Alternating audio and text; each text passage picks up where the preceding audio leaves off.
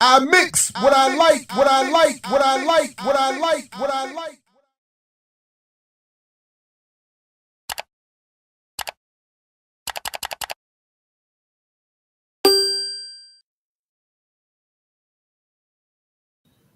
Hey, hey, hey, what's up, world? Welcome to I Mix What I Like right here on Black Liberation Media. I'm Jared Ball, your host. Very happy to be with you. Happy Monday morning. Uh, you've tuned in at a good time. This is a very big day, a very, a surprisingly packed day here on the platform. So, as you all come on in, please do like, share, subscribe, support the Patreon, do all the things, blackliberationmedia.org. The links are all in the show description. Uh, got a lot to get to this morning. Have Dayvon Love is going to join me in a few minutes to talk about a number of things, including an African Rites of Passage program up the road here from me in Baltimore, and then also more broadly around some things, starting locally, but to talk about the national condition of mainstream commercial media, focused primarily on Sinclair media. But then all day long, this is going to be an end of the year marathon on the platform. So following my show this morning, there's going to be I'm not entirely sure of the schedule or how long it's going, but it's going to be a day long marathon of programming here. So make sure you have the bell rung. Make sure you're telling folks about it. Encourage folks to subscribe to the platform, support the Patreon, all of those things. Tag the social media, all of that. All right. It's going to be a day long affair with all your favorite hosts coming through this morning. All right.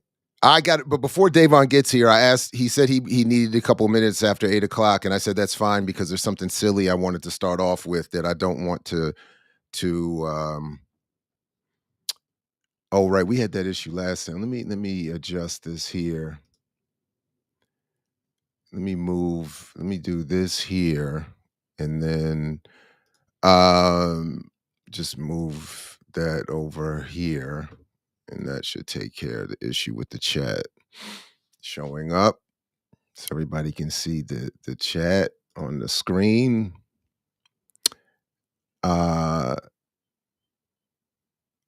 So yeah, all right. So before he gets here, let me get into something silly.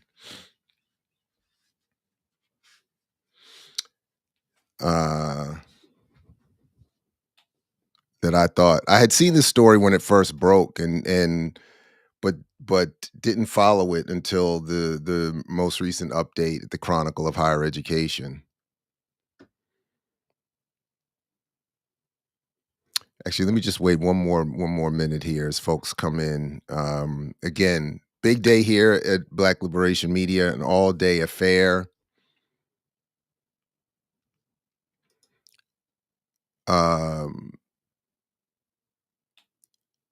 A marathon day starting here and extending all day. Again, I'm not entirely sure of the schedule, but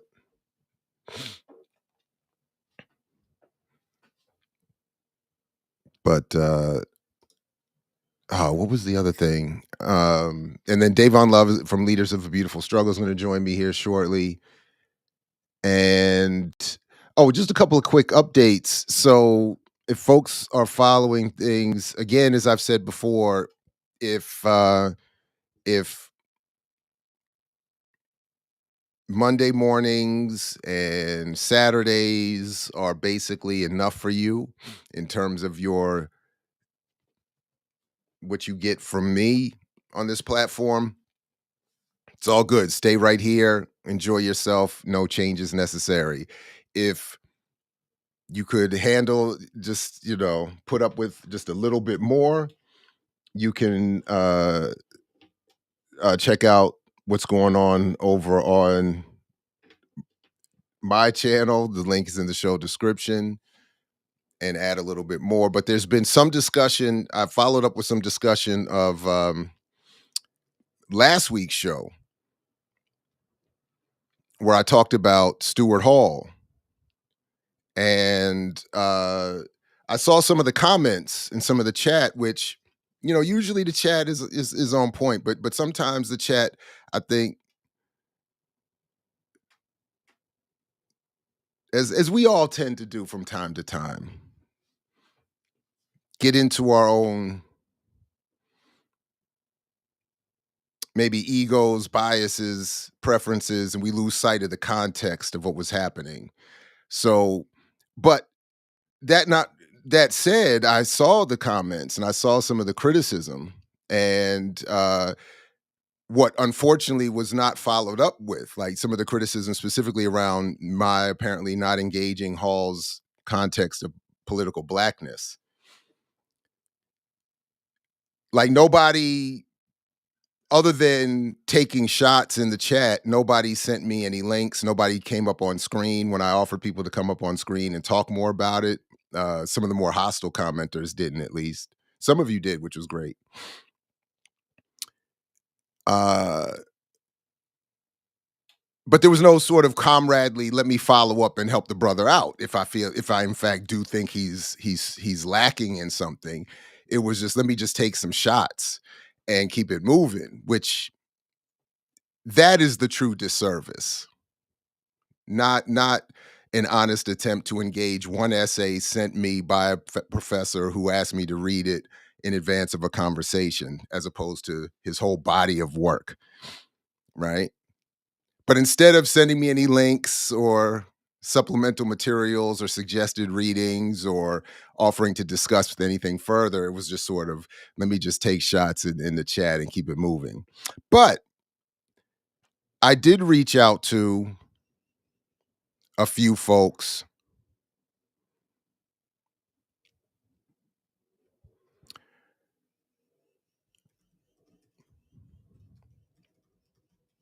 Hold on a second. I did reach out to a few folks, um,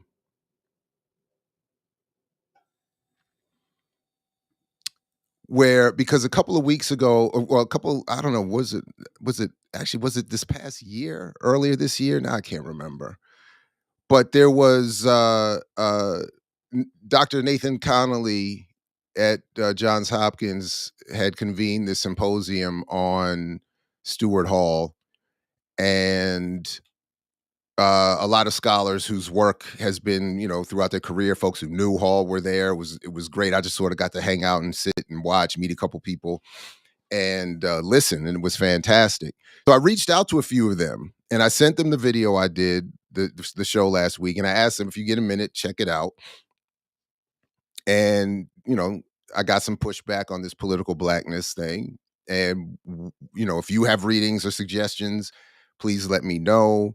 If you want to come on and talk about it or put me onto your work, because I admit I'm not an expert on Hall at all. I hadn't even read him since, I think, grad school. uh um Use a few of his videos and courses and classes here and there, and through Suit Jali, whose work deals with him a lot. Maybe I should reach out to him. I'm just now thinking about that, because I use his video.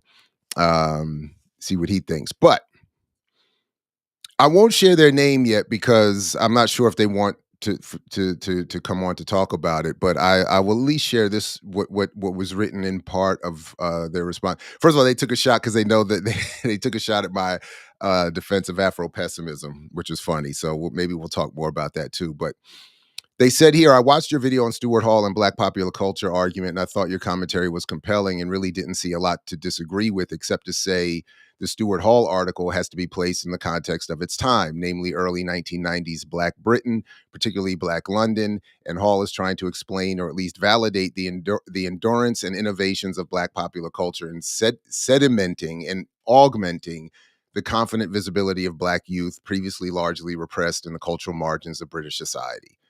I think this is the orchestrating lens of the article, written at a time when young Black people were increasingly the victims of racist assaults and murders by white civilians, and mentions the Stephen Lawrence case of the 1990s.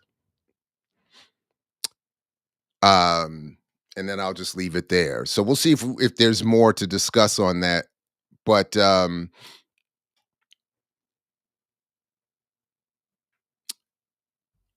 so, which I understood, and I get that part from Hall. I just thought his reference to what was happening in Black America and his reference to Cornel West specifically, um,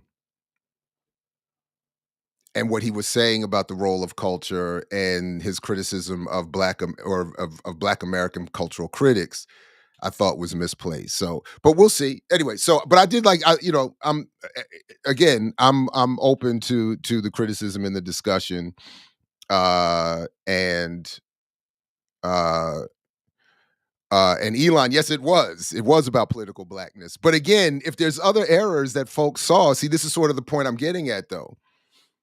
Like, it was about political blackness. I read the comments. I actually checked the comments. So it was, and there was some unfortunate descriptions of what I was doing taking place, um, in them. But my point is, there's no need to speculate. If there's something specific that folks think that I'm not getting right, say so. Lay it out. Send me an email. Send me links. Send me, in other words, let's operate as a cooperative or collective or comrades and move beyond the shot taking in the chat. That's all. Because we've already seen that when it's reversed, not everybody, uh yeah. So that's what I was saying. So but my point is, I took some of what I saw in the criticism despite its delivery in the chat, and reached out to those who I know are much more of experts on the issue, because I'm open to it. I invited them to check it out, as I did with Professor Brooks, which was really the context of all of that. So we'll see. And yes, Elon, shots. Again, I've read I don't know. Go back. I don't know if you all, I might have taken too much time with it, more than it deserved. Definitely more than it deserved. But it led to some fruitful conversation, and it looks like I'm going to have more with some folks. So it's all good. Um, and I know Elon. I mean, but this is why it doesn't work. That's why you got to move beyond the comment section. You got to move beyond the chat, ma'am. you know, but but it's like I said, it's all good because it's leading to something fruitful. But I do think that the approach in the chat is often inappropriate when and inconsiderate of the work here and the broader context and the effort. So, and I thought that last week was an example of that. Um, but like I said, it's all good. We all have our moments. It's not a big deal, but it did, and like I said, it's leading to something much more fruitful. So I'm looking forward to that. All right, so all right, that took longer than I thought. So I'm gonna save this other thing I was gonna get to because my guest is here, and I don't want to take up too much more time. Uh, so this that wasn't the silly thing I was gonna get to. The silly it's silly, but my next guest is far too important to sully his appearance in any way with that kind of goofiness. But it is funny to me, and yet also leads to some kind of. But anyway. So I'm talking about someone who a comrade, a partner on this platform, someone I've been working with and trying to support and learn from for a long time. And I always do this. I think he's director of public policy for Leaders of a Beautiful Struggle. And of course, I'm talking about Dayvon Love. Dayvon, what's up, my man? Welcome back to the platform. Hey man, how you doing? Thanks for having me on, man. Anytime. Did I get the title right? You did. All right, yeah. I always do that for some reason. All right, I guess I can't. I don't know why can't I. adjust this and get this into a better setup. But anyway, um, so you reached out the other day and said, let's build. I'm always happy for us to do that, and I'm glad we were able to work this out. You sent me, first of all, I got a little bit of an issue with you because to preface it, you had me watch this clip with you and your homeboy on uh um Armstrong Williams show. And I've been trying to avoid this dude for like, I don't know, decades, it feels like at this point. And I had forgotten about him. These black conservatives who, but you went on there, and I'm glad you did. It was a good discussion about an African Centered Rites of Passage program that you all are working with. I know you wanted to talk about that, and then also about um, the Sinclair broadcasting issue as it relates to Baltimore and then nationally. But um, other than that, welcome, and I'm happy to have you start with wherever you would want to, yeah, All right, yeah. cool. Well, again, as always, appreciate being on the platform. And so let me first just give background to why I sent you that piece. Um, the work, so one of the projects we work on is Baltimore Rites of Passage Initiative, right? So that's a Mhm. project that I've worked on that LBS has supported. The way that appearance came about, and I encourage people, it's on LBS's YouTube page, or you can see the entire exchange, but there are clips of it on my Instagram, where Sadiq Ali, who's one of the brothers that I've worked with on the project, has a relationship with one of the producers on Armstrong Williams' show. Oh, Now, okay. what's important to note is that Armstrong Williams is a co-owner of the Baltimore Sun, which was recently bought by David Smith, who owns Sinclair Broadcasting. Oh, So oh, Armstrong oh, I didn't know. Williams Yeah, my bad, my bad, has a my bad. particular I didn't political even know that. relevance locally because he is a co-owner of the Baltimore Sun. So he appears more on Fox 45 than he would have in the past. He owns a bunch of TV stations around the country, but the Baltimore Sun, which is the paper of record, and over the past couple of years at this point, there's been a lot of Wow. conversation around the political impact of David Smith, Sinclair Broadcasting, and its underlying political agenda. So I wanted so it's important context that Armstrong Williams, beyond just the fact that he's a conservative, black conservative pundit, has relevance to the local Baltimore and Maryland media political landscape. So Sadiq has this relationship with one of the producers. And I say to Sadiq, I can't go on and not address the impact they're having on, particularly on the issues of juvenile justice, right? Because that's one of the things, and I'll talk more about that later on. But that was so in essence, and Sadiq was cool. He was like, "Let's do it. I'll do my thing. You do your thing. It's all good." And so what you'll see a few minutes into the exchange is essentially me criticize the network on air about the nature of their coverage of so-called juvenile crime in Baltimore and in Maryland. So I sent that clip. So part of what I want to do is I want to talk more directly and expansively about just the extent of the impact of David Smith and Sinclair Broadcasting on the local political and media landscape, and then talk specifically about like how that's impact, particularly in this area of juvenile justice. Like that is an area that I want to go deeper into. So that was why I sent that clip in particular. No, I mean, again, it was good for me to catch up on what you all are doing, and to see yeah, I mean, because he got a little defensive when you said something about Republicans, and he wanted to defend Republicans. I'll make sure the videos in the show description, unless there was something from there you wanted us to play now. I wasn't sure, um, Not but necessarily. I think yeah, okay.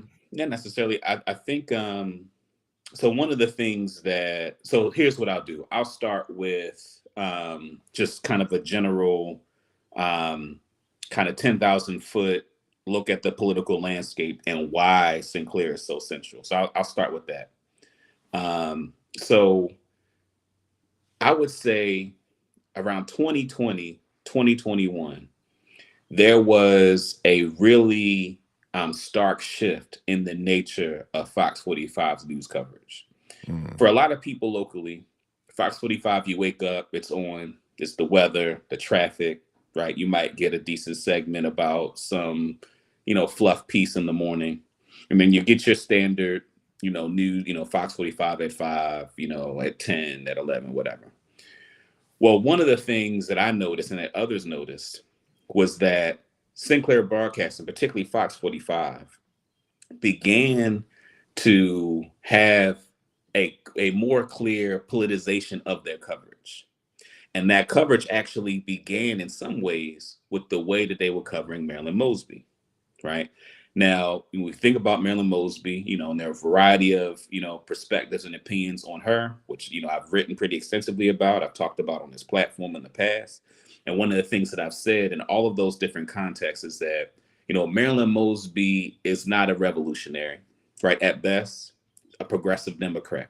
And in many ways was pushed, and to the extent that she's progressive, she was pushed in that direction based on a lot of the organizing. People like Tawanda Jones, the sister of Tyrone West, who was, killed by Morgan State Police, and a variety of other folks, right, who pushed, man, who made it an issue that when Freddie Gray was apprehended and killed in police custody, that, she was, as a result of the organizing on the ground, pushed.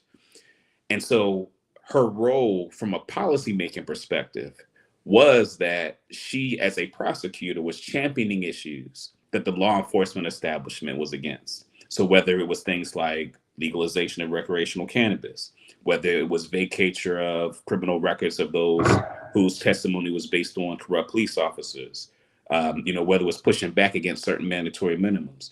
There was a handful of policies where she was, in many ways, one of the only prosecutors in Maryland taking those postures, taking those positions.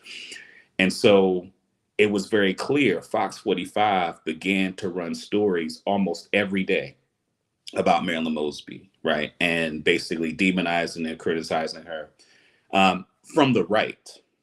So I want to be really clear with, folks in your listening audience. We're talking about Fox 45 criticizing her from the right and supporting Ivan Bates, who is the person that who essentially replaced her, who is championing an explicit tough on crime, mass incarceration, pro law enforcement, is an opponent of some of the policies that I'll mention later. So we noticed a very intentional shift in Fox 45's coverage for it being more politicized in that direction. And so when she lost her race, we then noticed Fox 45 beginning to do this in other areas. And one of the places they began to do this is in the area of juvenile justice. Now, one of the things that's important for your listeners to know is that Baltimore is in the midst of a historic decline in homicides and non-fatal shootings. And the crux of that historic decline is the investments made in community-based violence prevention, which is important because, and we have criticisms of some of the public health establishment that in many ways has co-opted some of the community-based violence prevention. But it's been Black grassroots organizations who have received more funding than they have in the past from the government, from the city government, to be able to do the work of going out, mediating conflicts, stopping stuff before it jumps off. Like folks that formerly incarcerated, people in street organizations, like they're investing. There's investment directly in those kinds of efforts in ways that is unprecedented. I'm sorry to jump in here real quick. Just on that one point, just to clarify, you said a historic low in homicides in Baltimore currently. That's right. Historic. And it's not because there's more police with more training doing better work. So here's what's interesting about that is that Fox 45 has echoed the calls of the police department who say that there's currently a police shortage, of their 500 officers short. So this historic decline has happened while law enforcement has simultaneously said that they are short police officers. Because I thought we need more cop cities and more money to train police to stop the And violence. and this is why So that's one thing. Baltimore. And then one more point of clarification. So just for the record, for those to follow up, how are you determining that the change is the result of these grassroots organizations and community workers doing more So, work? and this is actually a site of contestation because Sinclair Broadcasting has, and it's funny, I was actually just watching a few of their pieces where it's like Baltimore has had historic declines in homicides, and then the but is, but there's still, really high profile murders that are still happening. And a part of what they're doing is that they're trying to attribute it to Ivan Bates and his Mm. tough on crime approach, right? As opposed to community based violence prevention. Now, what I mentioned to you a moment ago about the fact that law enforcement says that they're short police officers. So, in many ways, that short circuits the argument, right? That it is Ivan Bates' tough on crime strategy that is what's effective because police says that they don't have enough police officers to do their job. And I would say, additionally, all the research that is done, the National Institutes of Justice in 2016 did a report where it says that it is not the length of a sentence that is the biggest deterrent to people engaging in crime. It is a certainty that they'll get caught. That certainty corresponds with the competence of law enforcement. And given the rampant corruption of law enforcement, that is a more likely rationale. And I've just heard it anecdotally where people are like, yeah, you go to Baltimore City, they don't know what they're doing. Right. So all of that to say that that is a site of contestation. And this is why, in many ways, discussing Sinclair Broadcasting is important because if Baltimore, as one city of a handful of other cities who've seen historic declines in violence and homicides, is successful in spite of shortages in law enforcement, then it opens the Pandora's box for more radical arguments about what kinds of investments actually are effective in addressing violence as opposed to, and it is clear at this point that Sinclair Broadcasting is acting as a political arm of the law enforcement establishment to refute the point that I'm making on a daily basis, right? So, so just to clarify that, so I want to just go back just in terms of the politicization, Fox 45 of Sinclair Broadcasting, because one of the things that they then begin to focus on is quote unquote juvenile crime, and they focus on Senator Joe Carter, who one of the most progressive radical legislators that we have in the state. And she was she was the sponsor of two major pieces of legislation that they are fighting back against. One is the Child Interrogation Protection Act. This is a piece of legislation that, and to me, it's like the floor, right? Which is a police officer engages in a custodial interrogation of a young person. Their parent is notified, and it is required that they consult with an attorney prior to any interrogation. That's what the Child Interrogation Protection Act is. The other is the Juvenile Justice Reform Act.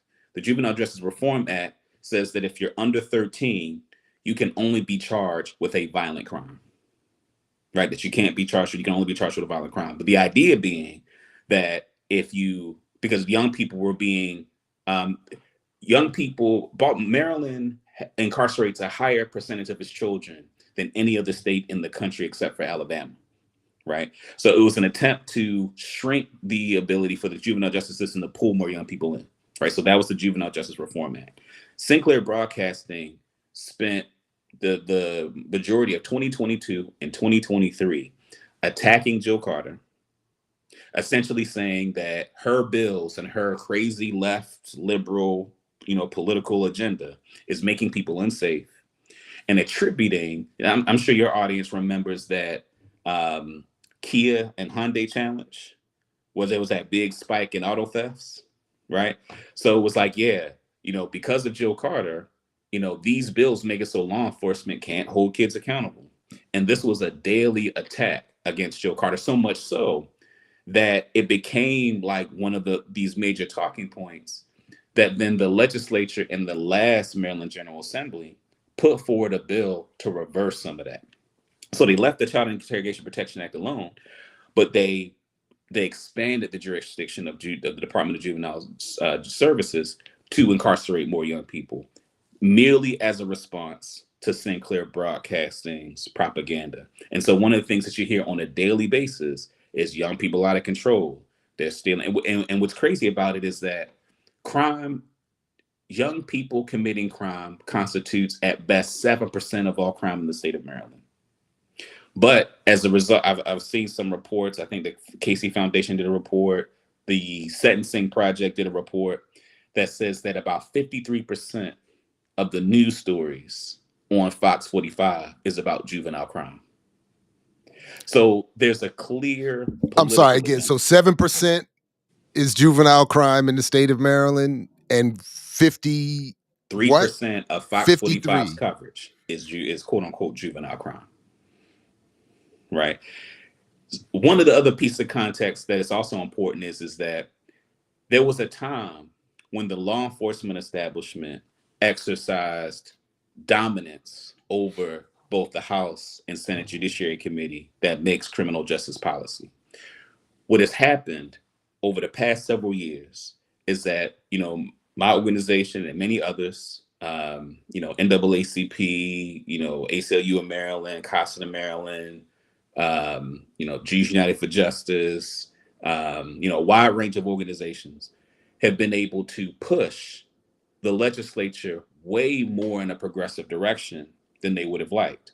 We repealed the Law Enforcement Officer Bill of Rights. Maryland was the first state in the country in 1974 to establish a Law Enforcement Officer Bill of Rights that gave law enforcement protections above and beyond their constitutional rights and made it impossible to have community oversight. We were able to repeal that in 2021. And also in 2021, we passed something called Anton's Law, named after a gentleman who was killed in the Eastern Shore, a Black man, by law enforcement. Anton's Law changes the Maryland Public Information Act, where prior to its passage in 2021, the investigatory records of law enforcement were discretionary disclosures or were prohibited from disclosures. Now they are discretionary disclosures. So now the general public can make a Public Information Act request to get the investigatory records of law enforcement, right? So we were able to win on that. We were able to win on a use of force standard that passed that session, that elevated the use of force standard. So when there's criminal prosecution, folks have more leverage to be able to prosecute and successfully prosecute law enforcement for engaging in use of force. We're able to prohibit the use of odor and the odor of cannabis as the pretext for stops and search of law enforcement. I just mentioned the Child Interrogation Protection Act and the Juvenile Justice Reform Act. So these are all things that we've been able to push the legislature in a way more progressive direction that in many ways has wrestled power from the FOP and the Maryland States Attorneys Association. So Sinclair Broadcasting has now become the political advocacy arm of prosecutors and law enforcement in the state of Maryland.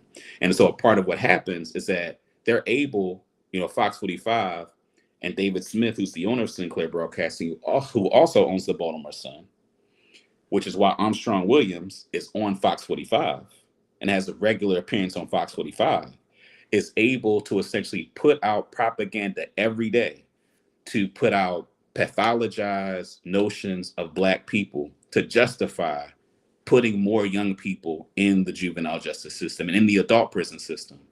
So I just wanted to lay that context as to why Sinclair is so important. I just, so, and again, I understand, and this is not, I don't mean this in this moment as a criticism of you going on Armstrong's show. I will say it bothered me to watch it because knowing Armstrong's career and understanding his political trajectory, this is where I find some of the contradictions between forms of African nationalism and Black conservative traditions, because he kept trying to work. His whole interest, obviously, is there's no problems here. Black people just need to do better for themselves. So when Black people present a case for doing better for ourselves, he's going to be willing to put a spin on that, as he tried to do. I'm glad you were there because you checked him. But that's what I was like. He's sitting there saying, anything I can do, brothers, to help you going forward, and we want to support. And I'm like, yeah, because you want to run this idea that ain't nothing wrong with America, it's wrong with black people. And as soon as, see, and when some black people come in here ready to do for self, I'll support it. I'm right here. We at Fox News are right here. And it's like, so anyway, I don't really have, I just, that was just a reaction I was having as I was watching it. Yeah, I was struggling. I was struggling because I've been avoiding dude for so long.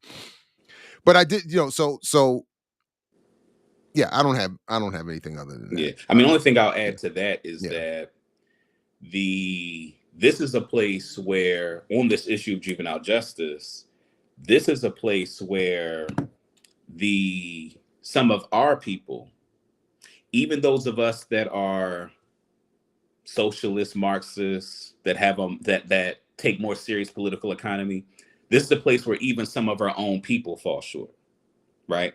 Because one of the impacts of racism and white supremacy is that folks internalize notions of inherent pathology of black people.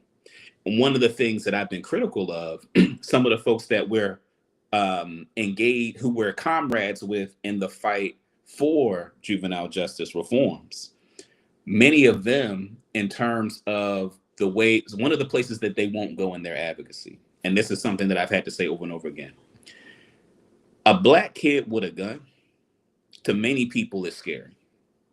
Mhm. Now, if you're a person that you in the community and you know that people are dealing in environments where people feel unsafe, right? Then it's a rational decision for a 14-year-old to say that they should carry a firearm.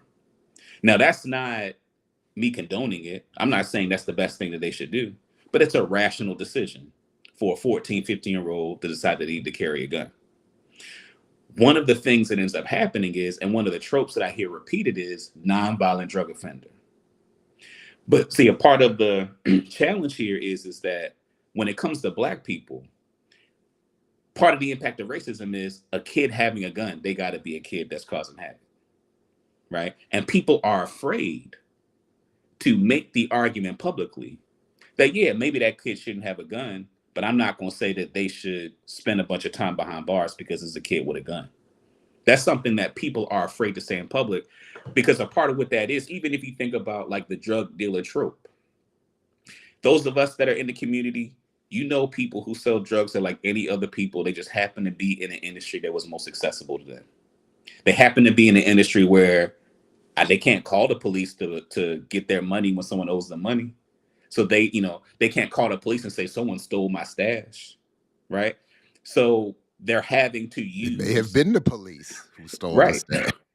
So they have to use their own force, right? But what happens is that they get uniquely characterized as inherently violent, as opposed to the fact that they're in an industry that requires violence, that requires that kind of violence. So part of what I'm getting at is that there's a way that even those of us that see ourselves as having radical political sensibilities are prone to being fear mongered by the notion of, oh, if it's a kid with a gun, they got to go to jail, right? And that's something that we have to push back on. And we have to not be afraid to push back and say, yes, Jamal had a gun on him. We need to assess what was going on with him, as opposed to being so afraid about the fact that that kid may have been trying to cause havoc. Let's see what was actually going on. So I just want to add to that. And so people like Armstrong, for me, that's the place where his form of nationalism, and I don't think he would describe himself as such. I think people would try to put him in that because there's opportunities he provides certain people. But whatever his version of nationalism is, that's the place where not just his own conservative fake ass nationalism, but even some lefty progressives, radicals even, fall into that same trap of not wanting to defend working class black people who decide it's rational to use violence in contexts where many of us would do the same thing.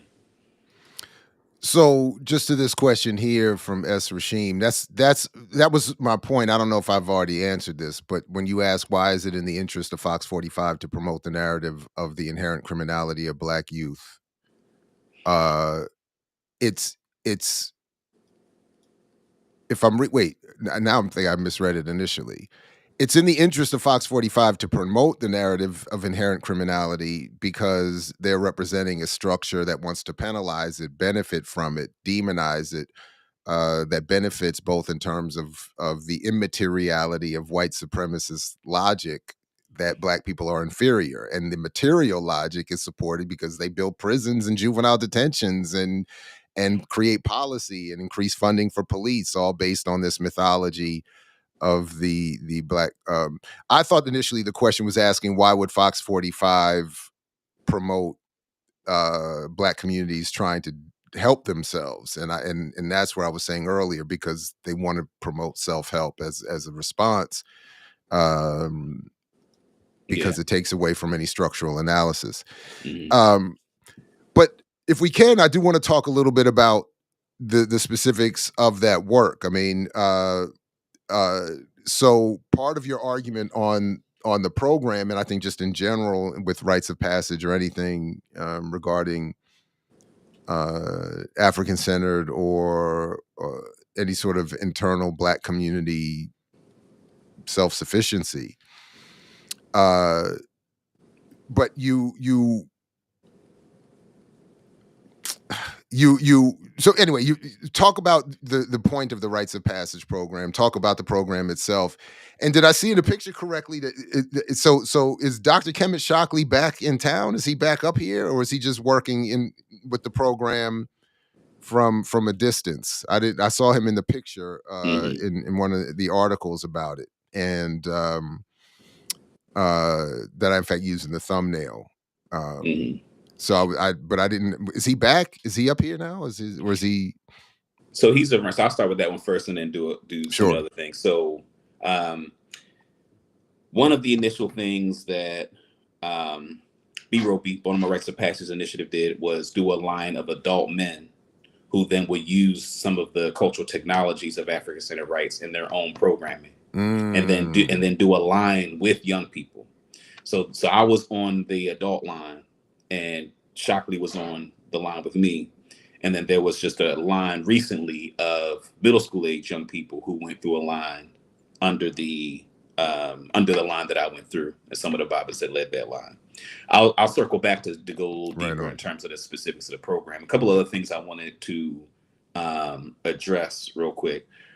One is that the consumer base of Fox 45 and most local corporate media is not residents of Baltimore City. It's the counties, it's the Mm, suburbs. mm, And that's really important for people to understand in terms of what their interest is. Because if we think about, and not all people, but we think about many of the people that move to the suburbs, it's to get away from niggas, right? Like that's the underlying logic, that if people, however people want to put it, like that's a part of why they move there, right? And so that then shows up politically, because the prosecutors in Baltimore County, Scott Schellenberger, in Howard County, Rich Gibson, right? mm, In Baltimore City, Ivan Bates. In Montgomery County, McCarthy. These are folks who score political points by saying to their constituency, "We're gonna lock up more black kids," right? So in addition to the material, and in some ways, the materiality of it actually isn't as big of a factor. I know nationally there have been documentaries that talk about like prison industrial complex, and people get paid. But Maryland actually is unique. And I mean, most of the people are locked up in state and local prison. There's Maryland Correctional Enterprises, which is a state run um, entity, right? That essentially, in many ways, undercuts the ability for corporations to make money off of cheap labor. What it is that there are constituencies that are energized by a prosecutor saying, here's some black people that we're gonna make sure that they get locked up. Right? They don't want to hear anything else. There's organizing work to do in those jurisdictions, and there has been some successful organizing. Scott Schellenberger in the 2022 race, he lost by a couple thousand votes by a gentleman who was more progressive than he is, right? So there's work being done to push in the opposite direction. But I just wanted to just clear that up. Like the political mechanics are such that political points are scored by folks being able to say that. Um, So in terms of the programming, so I'm gonna talk briefly about the African Senate Rights of Passage stuff, and then I actually want to talk about some of the juvenile justice policy, because in many ways I think they go in tandem. Um, One of the biggest challenges in the youth justice space and in the nonprofit space in general, you've heard me over the years talk a lot about this, is the way that white folks control many of the nonprofit entities that are responsible for socializing our young people. And so many of the methods of youth socialization are steeped in notions of Black pathology, notions of white supremacy and Black inferiority. And so part of what you have programs that are designed for Black kids that benefit the white folks that run the programs more than they benefit the kids that actually are in them. And one of the things is an Amos Wilson quote, I think one of the most important, I'm paraphrasing, but he describes the phenomena of violence and homicides in majority Black cities around the country as an externalization of a suicidal impulse. That when you internalize notions of your worthlessness, they say I'm a thug, they say I'm a criminal, then what ends up happening is that you're more easily able to do harm to your brother, right? People who look like you. And there are lots of programs dealing with youth that don't make central that as a part of the task of that program or intervention. In other words, and as a person who's worked with many youth over the years, any intervention that is not put at the center, dispelling and refuting the societal propaganda of notions of Black criminality and inferiority, is not an effective method of human and youth socialization. And so African Center Rites of Passage is an attempt to provide an intervention where you use traditional African culture, the technologies that are in traditional African culture, and use many of its tools, right, as a way to provide young people with the method and environment of identity formation that is based on knowledge of self, that is based on, a healthy self-concept, so that young people are encouraged and have more tools to be able to navigate the society that incentivizes all kinds of bullshit and denigration and et cetera. So that's like the kind of general picture of what African Center Rites of Passage is. I mentioned a few moments ago the initial line that I was on, the adult line, and then the line for middle school age young people. There'll be additional lines of adults and other young people. It's still in its nascent stage. It started, I think, about 2021. So it's still in its very nascent stage. But the idea is because Baltimore has a rich tradition of African Center Rites of Passage. So this is the attempt to reinvigorate the ecosystem of African Center Rites of Passage. Um, so that's that in terms of the specific programming. I want to talk about juvenile justice policy, because I think it complements some of what I just mentioned. And I guess what I'll start by saying this is that as a result of the propaganda of Sinclair Broadcasting, one of the things that I mentioned earlier is that Maryland incarcerates the highest percentage of its children in any state in this country except for Alabama. That Black youth are 2.5 times more likely to be incarcerated than their white counterparts. And it is hard to overstate the life-altering impact to a young person and their family of being unnecessarily pulled in to the juvenile justice system. One of the biggest challenges we currently have is that there are 33 charges that if a young person gets charged with those charges, they are automatically charged as an adult. So what that means is that that young person is subject to the adult system. Now, Hold up though. the Outside of the obvious, like the R word and some first degree M words, I don't know what we're allowed to say. Any, whatever. 33. and the Like, one what of else the is on there? so one of the biggest ones is gun possession. So mere gun possession, you're automatically charged as an adult. So this goes back to what I was saying earlier, right? So you I think find your parents. Just a quick scenario off the cuff. mhm, I'm 13. I find my father or mother's gun. I pick it up and go outside and get caught. I'm charged as an adult that is for gun correct. possession. That is correct. Wow, son, that's That is correct. crazy. Yeah. Okay. And so now again, as I mentioned, there's been a huge influx of availability of firearms throughout the entire country, right? So there are more guns available than ever in the history of the country, right? So it's not hard for young people to get guns. And in environments where they feel like people have guns, and in many cases, they feel like they're protecting themselves from adults, right? So you have young people who have guns, who have firearms. The mere possession triggers that they're automatically charged as an adult. And the latest data that I've seen says that the largest category of young people charged as adults is mere gun possession. Now there are other things as well that are not, you know, murder and all the other kind of bigger charges. But there's several others. 81 currently. Last time I checked, DJS, in terms of the information that's available to me, 81% of the young people in Maryland charged as adults are Black kids. And so the policy is that when young people are charged as adults and are in the adult system, they're supposed to be sight and sound away from adults. Now, sometimes that does or doesn't happen. When it doesn't happen, right, when they are sight and sound away from adults, in many respects, it is the equivalent of solitary confinement. It is functionally solitary confinement. And so now there's a motion that, a public defender or criminal defense attorney can wave you back down to the juvenile system. By then, they've already been in the adult system for a month, for 2 months, for 3 months, right? And so that rate of damage is already done. And so I'm giving that to really, and this is something that is happening around the United States. So Sinclair Broadcasting isn't just in Maryland, right? They own David Smith and Sinclair Broadcasting owns over 100 TV stations around the United States.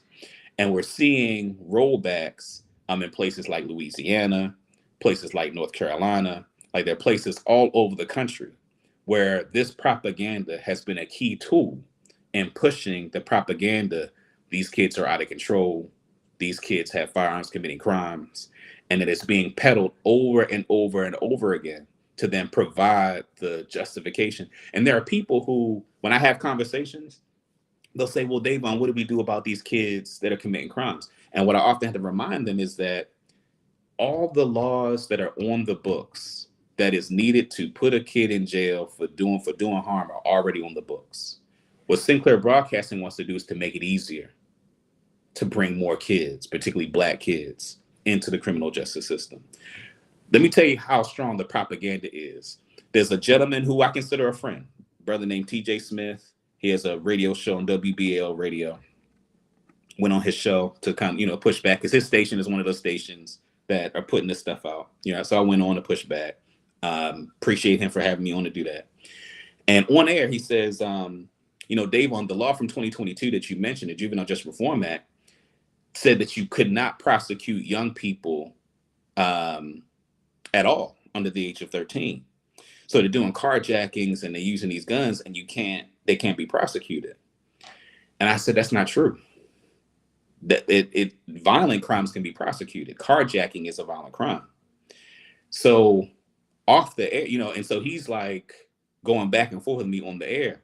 So we get off air and he's like, yeah, David, I think you're wrong. I send him the bill language where it says young people under the age of 13 cannot be charged with a crime except for violent misdemeanor, for violent crimes. Reads like the 13th Amendment joint. Right. Except for. Right. Now, he still, for some reason, thinks I'm wrong about that, even though I sent him the actual language of the statute. But all of that to say that the propaganda is so strong, right, that people are incorrectly saying that the reforms that we've pushed for are making it impossible that if a young person does something heinous, that they would be held accountable. And what we're saying is we want to maximize the opportunity. There's so many kids in the juvenile justice system that don't belong. We want as many of them out as possible. But what Sinclair is doing is they are representing that perspective as having disregard for safety in the community. So I want to back up to that a point you raised about Sinclair a moment ago. So you said so part of your argument is that Sinclair's target audience are the residents of the counties, not the city, and specifically those who set policy, and specifically those who set punitive legal policing policy as it relates to Black people. How has that been determined? In other words, a few years ago, I thought I was going to be working on a project where part of what we were going to do in response to Sinclair in Baltimore, where what I thought we were going to do is perform what I was calling at the time. I don't. What was I calling it? A study of the media ecology of Baltimore, something like that. And I was because I wanted to assess to what extent do Black residents. Part of what I wanted to see assess is to what extent do Black residents watch Sinclair broadcasting. To what extent could we determine Sinclair's narrative was effective among Black residents? But the study never happened. So I'm wondering to what how have you or how are you determining that Sinclair is both targeting the largely white, politically affluent county residents, et cetera, and then secondarily, to what extent can you argue or not that Sinclair's narratives impact Black residents in Baltimore and even in the county? And I hope you let me know if you didn't follow or if I wasn't clear on any of I that. think I understand. Let me take a stab at it. So a few things. One, Sinclair Broadcasting and David Smith, we actually got a cease and desist because we kept saying Sinclair Broadcasting has a racist agenda. They didn't like that. They said that Sinclair says that the thoughts and feelings of its executive chairman doesn't necessarily reflect the attitudes of the company, which is stupid, a distinction without a difference.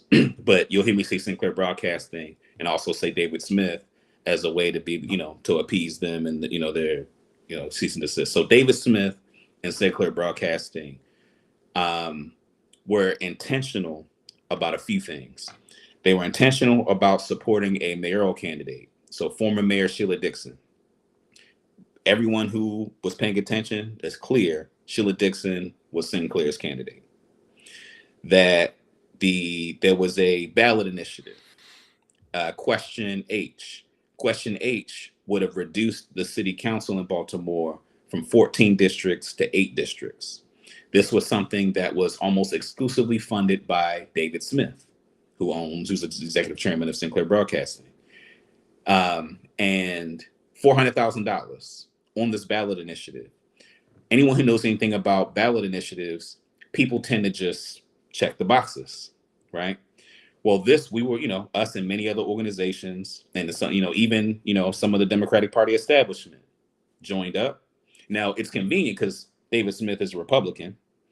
The brother who runs the organization that was the conduit for the resources is himself a Republican. So I don't want to give Democrats too much credit, but it was in many ways in their interest to coalesce to push back against Question H. And Question H became just the second ballot question of 250 over the past 25 years to be voted down by the voters in Baltimore City, right?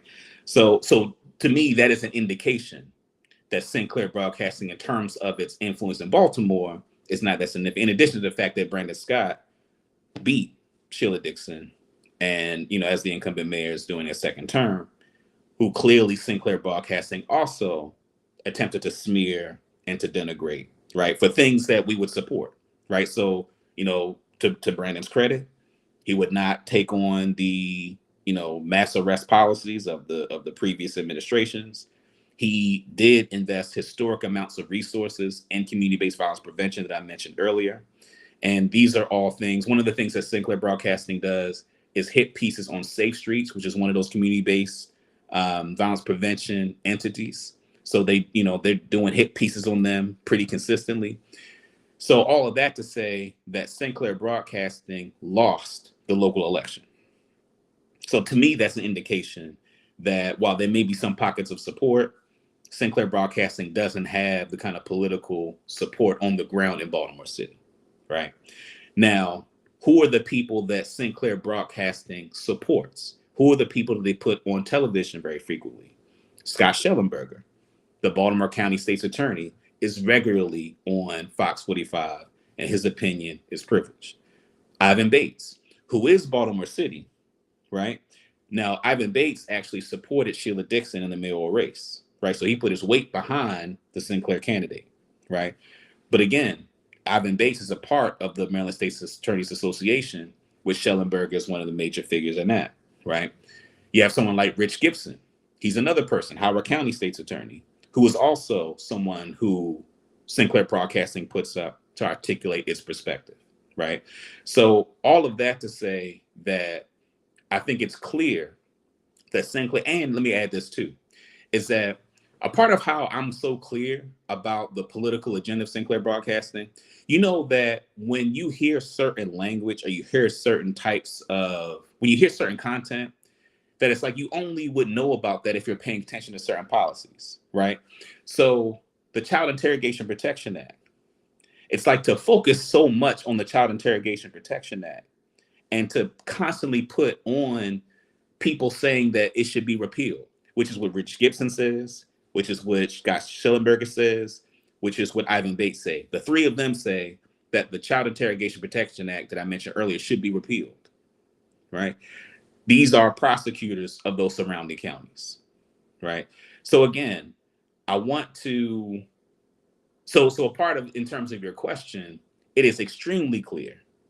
In fact, David Smith, the Banner, the Baltimore Banner, which is, I guess, in this now like the alternative to the Baltimore Sun, did a report. They published something a couple of years ago when David Smith first bought the Sun, where someone recorded him talking to the staff as the new owner, and he is quoted as saying that he's very connected to what's going on in Annapolis, right? Like he's so all of this to say that the political agenda is clear to those who know what the policies are, what the prosecutors are supporting, and what their political agenda is, right? That the propaganda they're putting out aligns with the prosecutors in the places that I just mentioned, who are putting forward an agenda to go backwards in terms of dealing with criminal juvenile justice. So there's some, unfortunately, usually the chat, the undefeated perfect chat is just that. But every once in a while, there's some confusion that pops up, and one of the questions that is being asked that is seemingly leading to some confusion in the chat is about trust of rights programs. Why should people in the community trust these rites of passage programs, and to what extent are they, or can they be effective, and to what extent can they be distinguished from charlatans and hustlers in the community, and in fact, as is being brought up in the chat, to what extent are rites of passage programs different from charter schools, Umar Johnson promises, so on and so forth. So could you talk maybe specifically about the program with which you work, but then more generally these differences between rites of passage, charter schools, or maybe even talk a little bit about the connection of the independent school movement. I don't know to what, to what extent, but yeah. So starting with this question of why should people in the community trust these programs and support them, and to what extent are they different from these others? So all of us have an obligation to do our due diligence and who is doing work in the community. So, what the clip I sent you where, Sadiq and I are talking about the Baltimore Rights and Patches initiative, I give the website, I can tell you some of the credible people who are there, people like David Miller, people like Andre Turner, folks like Bobby Marvin Holmes. I mean, these are people who, if you're in Baltimore, right, and you're engaged in community, a lot of the folks that I'm naming are people that you would know, because if you're engaged in the work, you would know these people, right? Now, our thing isn't the only thing. There are lots of people doing work that use, African culture and traditions. In fact, one of the people who, it's a brother Losi Lumumba, Walimu Losi Lumumba. I taught next to him. I taught at high school I taught at a charter school years ago. He was the martial arts teacher next to me who taught martial arts from an African centered perspective. And he was someone who had taught, African centered martial arts to people who I grew up with, right? He has a program. I actually went to, he held a Kwanzaa celebration a couple of days ago. He's offering free martial arts training for, I think he said, from ages 5 to 15 for free for any parent. That room was packed. A lot of the people in that room, Baba Ishaka Rab, Leo Burrows, Mama Ujima, like all these people who, again, if you're in the community, you know these people.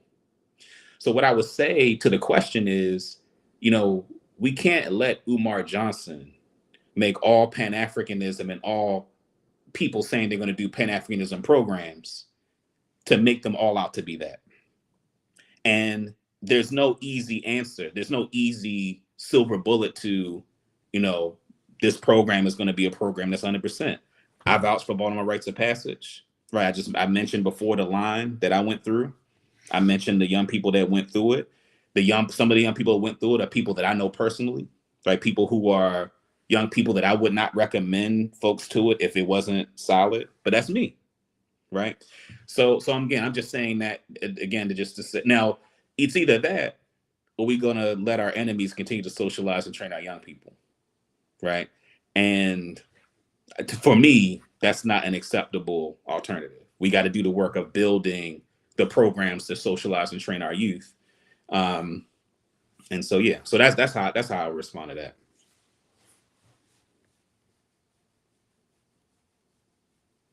I think you muted. Right on. Yeah, I muted. Right on. Yeah. Fair enough. And folks, you can, either check the link in the show description, follow the QR code on the screen, and follow learn more about the work of LBS.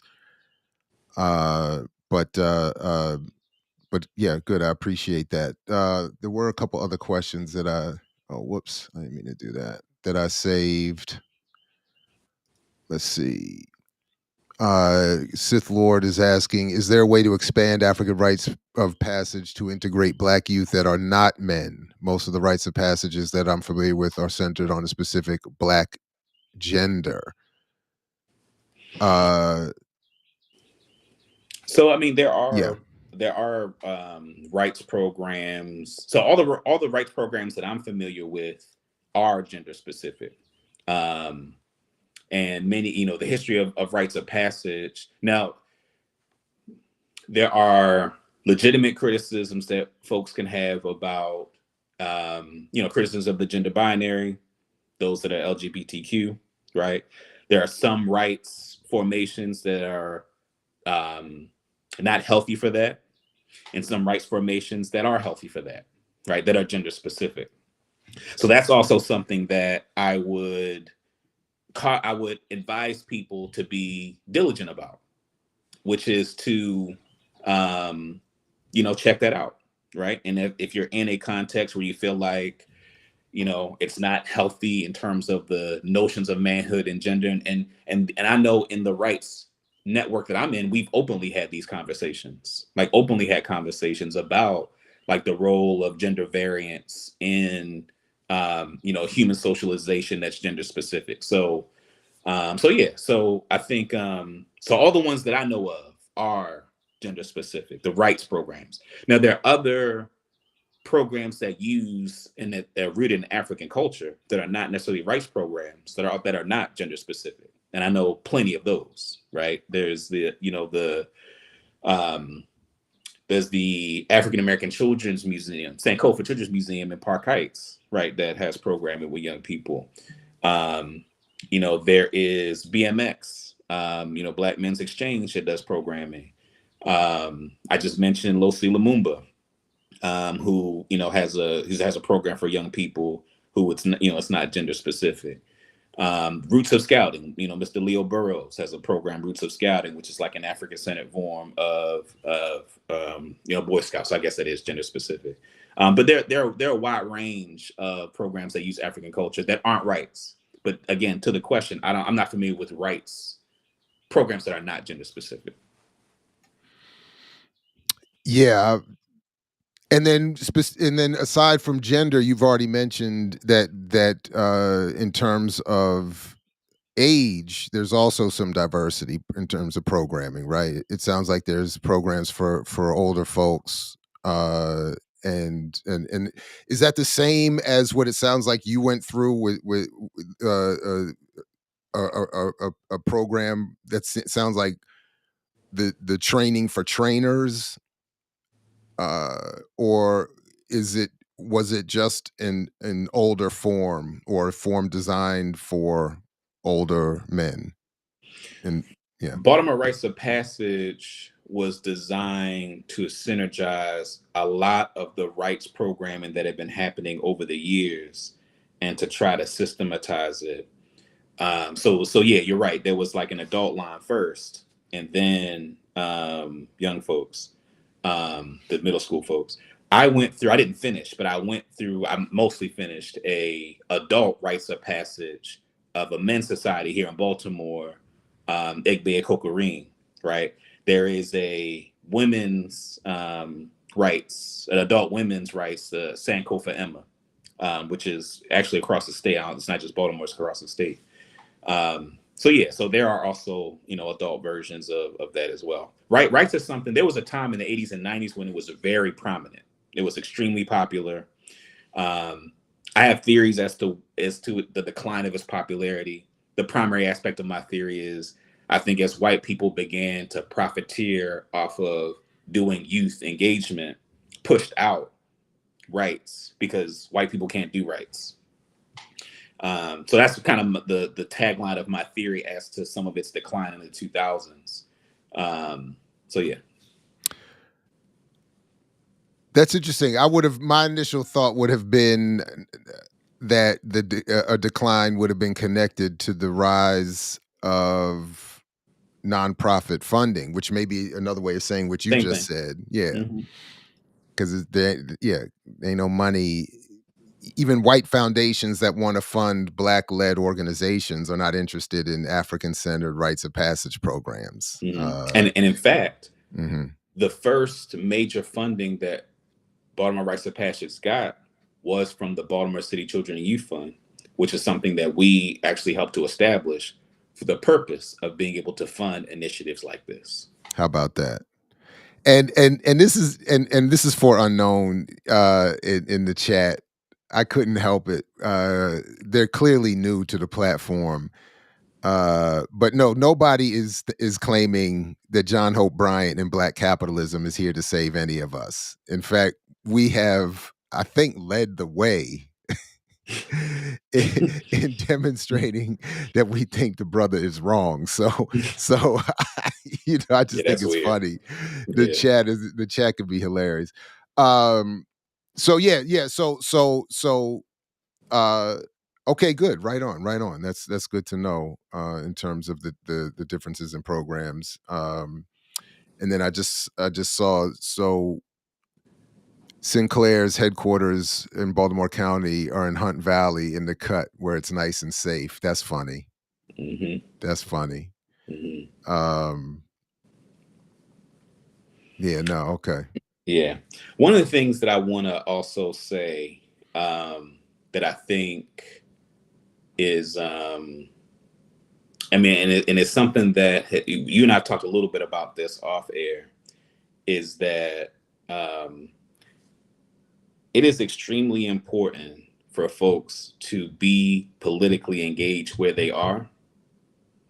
And one of the challenges that I have is that, there's lots of talk nationally about mass incarceration.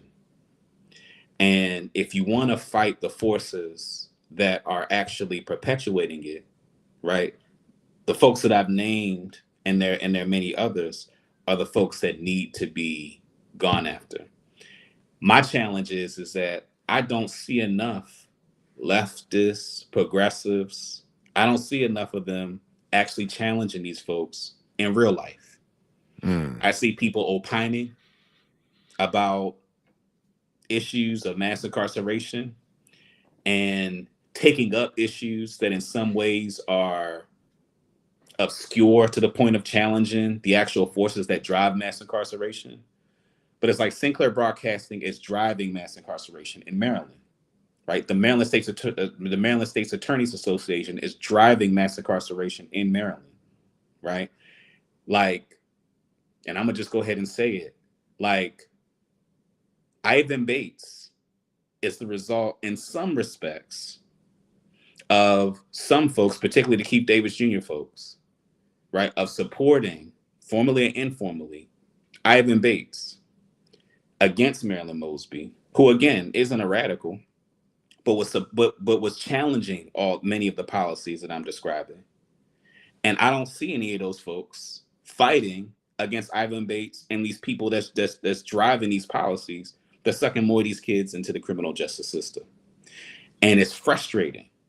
It's frustrating because I don't desire to denigrate people's work, right? I don't desire to, like cast aspersion, right?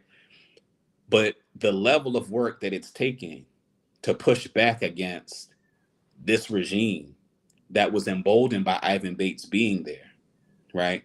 And my hope is that whether it's Baltimore City, whether it's Baltimore County, like my hope is that people would be more engaged. And some of the stuff isn't like the feel good revolutionary stuff.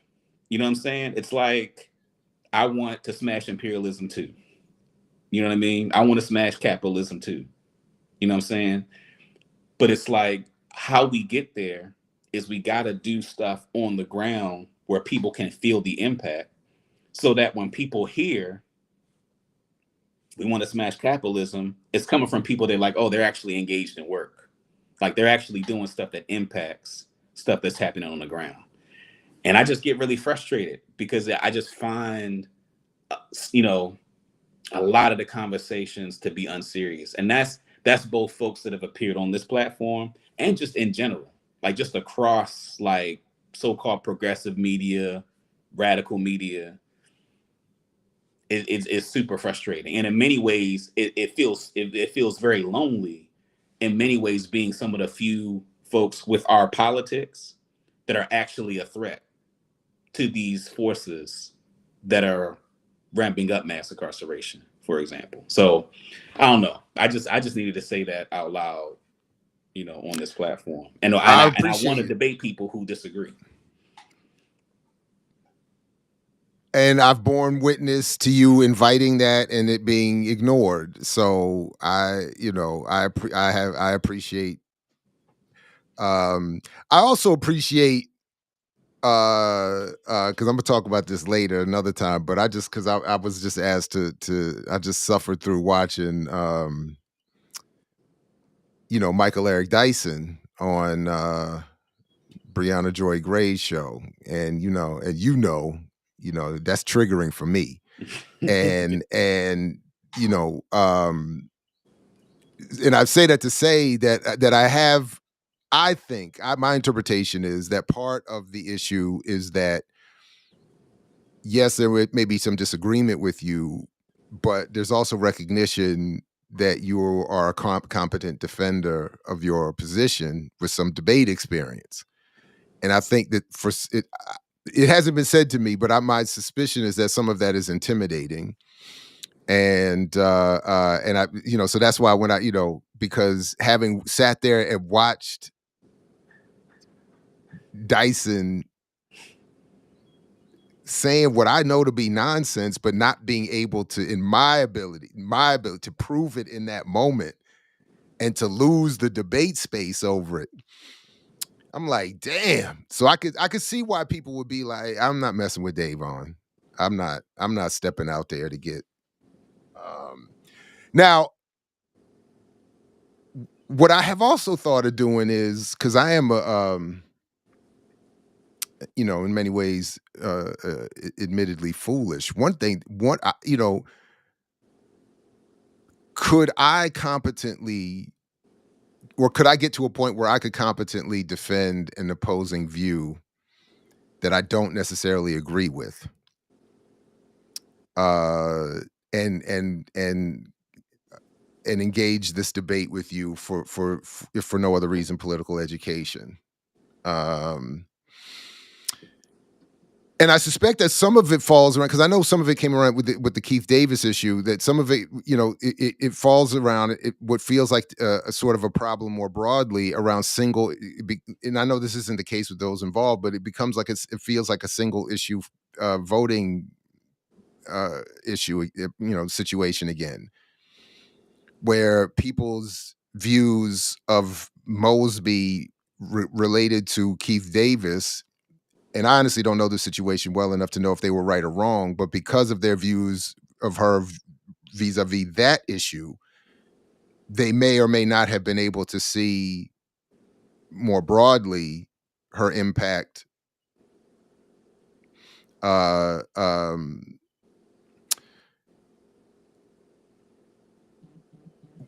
and therefore end up, as you were just laying out, tacitly, implicitly, by default, defending someone who may be in fact worse. And I think you're saying that Bates is worse, at least on the issue of juvenile detention and incarceration.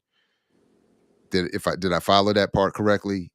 From I Okay, think, all right. yeah. I mean, the relevant part to this discussion, and one of it related back to some of what we've been talking about, is that, like, the thing that kids being sucked into the adult prison system, being in the juvenile justice system needlessly, has irreparable harm, right? In many contexts, irreparable harm to the young person and the families. There are ways that the policies that impact people being sucked into the criminal justice system, there are ways that those policies impact large swaths of people. And so for me, the question becomes, okay, if I am serious about addressing the policies that lead to people being incarcerated, then what is the most strategic choice to make? Now, I am okay with people disagreeing, right? And saying, because on this one issue, right? On this one issue, because Mosby continues to prosecute this one person who I agree should not have been continued to be prosecuted, right? That on that one issue, I'm okay with folks making that determination. What I'm not okay with, though, is that, okay, then let's actually have a discussion about the political strategy, about how to make sure that this effort isn't complicit in bringing in an Ivan Bates. And so for me, the frustration is, anyone who's heard me, on this platform and others, it's important to be extremely thorough about what are the policies, what are the forces, who are the people, what is the strategy. I just find that if the conversation stops at, I want to support this issue for this individual, this one thing, that strikes me as not serious in terms of wanting to change the material conditions of Black people, right? Like, that strikes me as unserious. And I find that as a microcosm of a broader unseriousness amongst leftists on these issues. Because when I look around, like when I'm in, you know, look, I'm not a big fan of Malana Karenga. I go to the Kwanzaa stuff because I know my people are there. And when my people see me there, when I talk about Scott Schellenberger and Sinclair Broadcasting, people are like, okay, he's a serious piece. He's here with the community. When I look around, I don't see a lot of the people who are on. And again, and I want to broaden it, not just to some of the folks that I'm referencing, but just in general, like the left in general. I don't see them in these spaces where that's a part of how you build to then build the base you need to be a political force to actually impact these policies. And to be honest with you, that shit is less fun. You know what I'm saying? It's less fun to have to understand how Annapolis works. It's less fun to understand how city government works. It's less fun to understand what a ballot initiative is. Like, one of the things I appreciate, like, y'all had Andy Ellis on. He's running for governor in the Green Party, right? I think that's great, right? We're gonna share platforms and forums we already have with Andy. We're gonna continue to do Mhm. so, right? To me, there are real material impacts that can be had in terms of what Andy's trying to do for Black people. And so again, I'm just saying all this to say that, like, on this issue of Sinclair Broadcasting and juvenile justice, If you're doing work in Maryland trying to address mass incarceration, you have to address Sinclair Broadcasting. You have to again address the policymaking apparatus in some way, shape, or form. And I just get frustrated with the lack of with the unseriousness that I feel like I see on the left on actually engaging these issues. Have you seen an actual study of any kind about Sinclair or Fox 45 specifically in Baltimore and its and the I know I'm confident in what the research would reveal, but have you seen has it actually been conducted to demonstrate in any way the framing, the content, the perspective that they bring to discussions of juvenile detention? So, Uh, so the Casey yeah. Foundation has done a study where they look at Sinclair broadcast. They actually look at Sinclair broadcasting in Baltimore and around the country. They look at Okay. four of the cities, and the sentencing project. I believe it's a sentencing project just published something maybe a month or so ago that looks at the disproportionate media coverage, and it does a good. The piece does a good job of here's what Sinclair is saying, here's why it's not true, right? And who were you? I'm sorry. Who was the one that did that new report? The The sentencing sentencing project, I project. believe. Yeah. Okay. I want to look into that. Because again, that was something that for a moment there, a couple years ago, I was looking forward to being able to do to look into. I don't see it yet. I'm gonna have to. It's not coming up easily or quickly. All right, I'm gonna have Yeah, to get into I'll that a look for little because bit. I know I used it, so I'll look for it and send it to you. Yeah, I would like to see it, Yeah, and because again, I was hoping to have actually produced one of some kind, and then to do something. I was, to look at specifically the question of um, yeah, here it is. the media consumption habits of Black Baltimore residents. I'm about to text it to Uh, you now. okay, cool. Thank you. Uh, but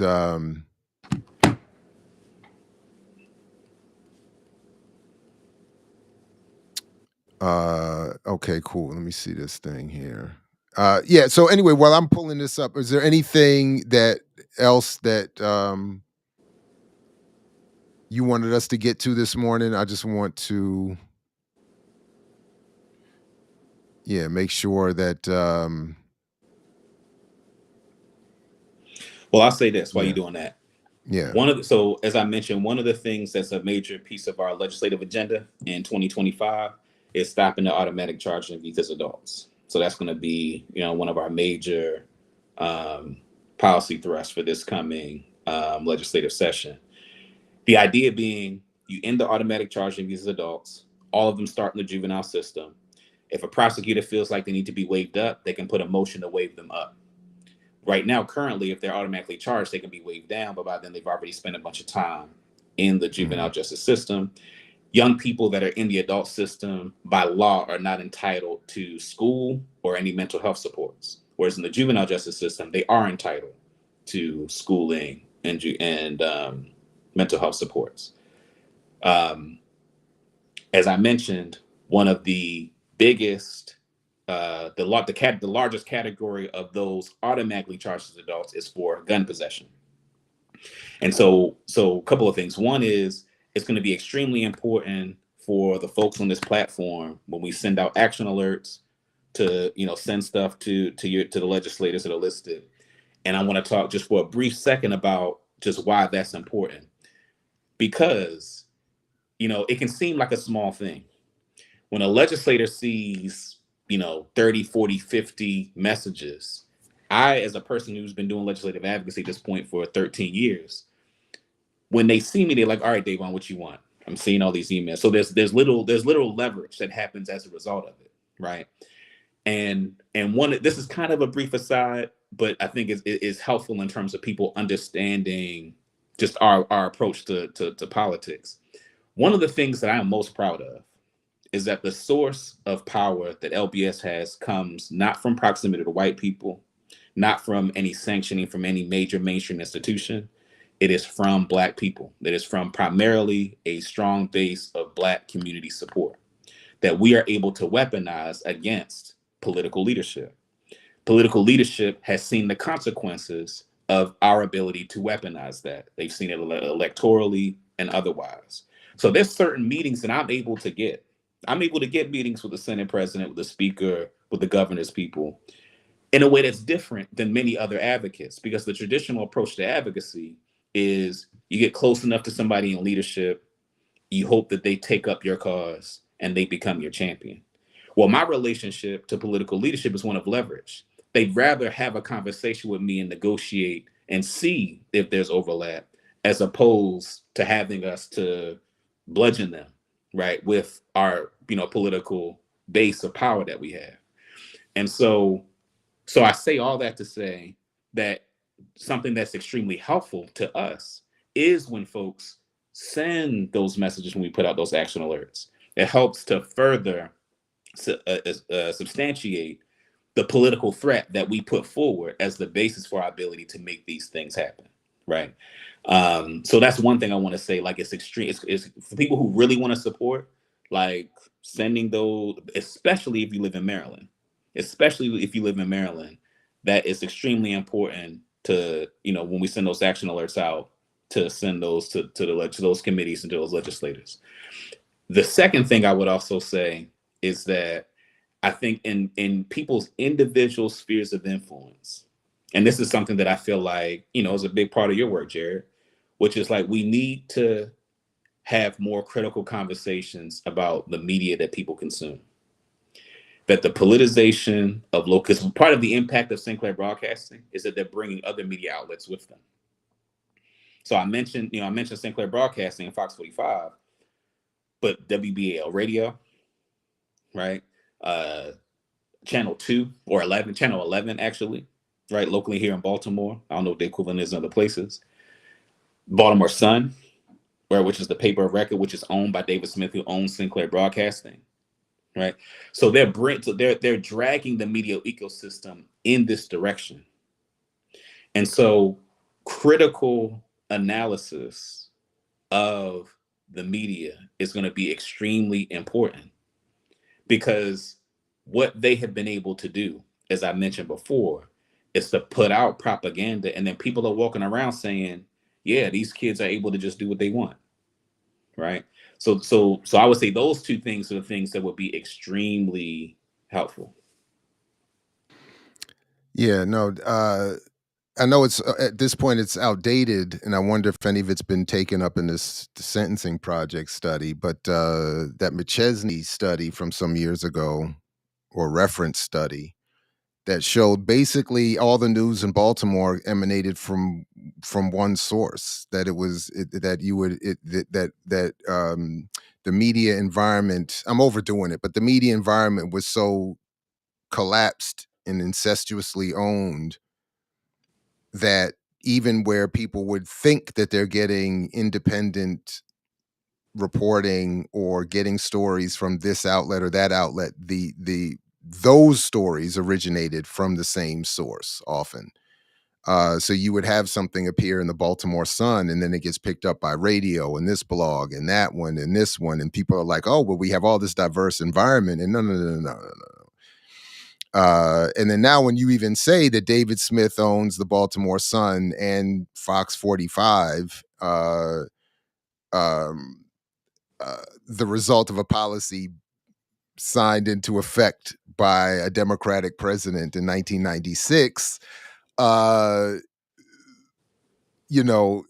it suggests that something like that might still be happening. And then where I'm finding it even more difficult, I haven't admittedly done enough to check this, but finding it more difficult to trace is, now that everybody has a podcast and a YouTube show and all this other stuff, the distribution of a bad idea is even more likely to occur. So I don't know. I wonder to what extent something comes out on Sinclair, and then its distribution through various podcasts, new, other media outlets, et cetera, and so forth, gets magnified even more so today than before, making David Smith presence and your point about it as important as ever. Uh, yeah. Yeah, I mean, and here's what I say about that. Um, and I mean, this is sounds crass. Even otherwise intelligent people don't be knowing what the fuck they be talking about. Like they don't like people don't take the time to understand the terrain.